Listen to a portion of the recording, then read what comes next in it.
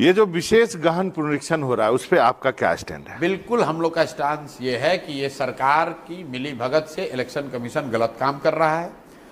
इसके दो तथ्य हैं कि भाई अभी 1.5 साल पहले यहाँ चुनाव हुआ है, तो जो वोटर लिस्ट बना वो चुनाव आयोग ने बनाया।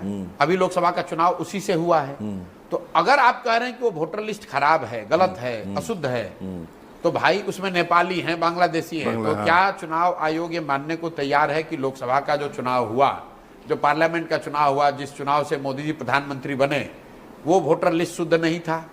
अगर आप ये कह रहे हैं कि लोकसभा चुनाव के बाद लोग आ गए नेपाल से, बांग्लादेश से, तो लोकसभा चुनाव के बाद बिहार में देश में सरकार किसकी है? वो भाजपा और नीतीश की है।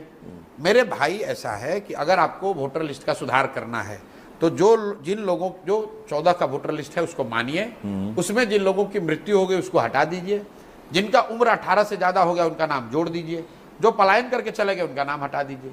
इसके आगे अगर आप कुछ कर रहे हैं तो निश्चित तौर पर वो सरकार की आप मदद करने की कोशिश कर रहे हैं। ये हो क्यों रहा है ये समझिए। ये हो इसलिए रहा है कि जो मैं आपको बार बार आंकड़ा दे रहा हूं कि 60% से ज्यादा लोग बिहार में बदलाव चाहते हैं, और उसमें सबसे बड़ा वर्ग है प्रवासी बिहारियों का, जो लोग बिहार से बाहर गए हैं। ज्यादातर लोग दिवाली में, छठ में यहाँ वापस आएंगे। अब सरकार घबराई हुई है कि ये लोग आएंगे तो ये सब एनडीए के खिलाफ वोट देंगे, उनका नाम किसी तरह काटा जाए, उनको वोट देने का अधिकार न हो, क्योंकि वो आदमी अभी बॉम्बे से, कोयम्बटूर से, गुजरात से आकर अपना नाम रिवाइज नहीं करा सकता है। इसीलिए भाजपा की कहने पर या भाजपा की मदद के लिए चुनाव आयोग ये कर रहा है, जो कि गलत है। लेकिन चुनाव आयोग बिहार के लोगों को इतना नहीं जानता है जितना बिहार के लोग समझते हैं।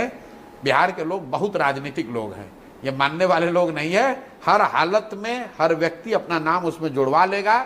किसी न किसी तरह का कागज जो चुनाव आयोग चाहता है हम लोग प्रोड्यूस करेंगे, सब वोटर वोट देगा।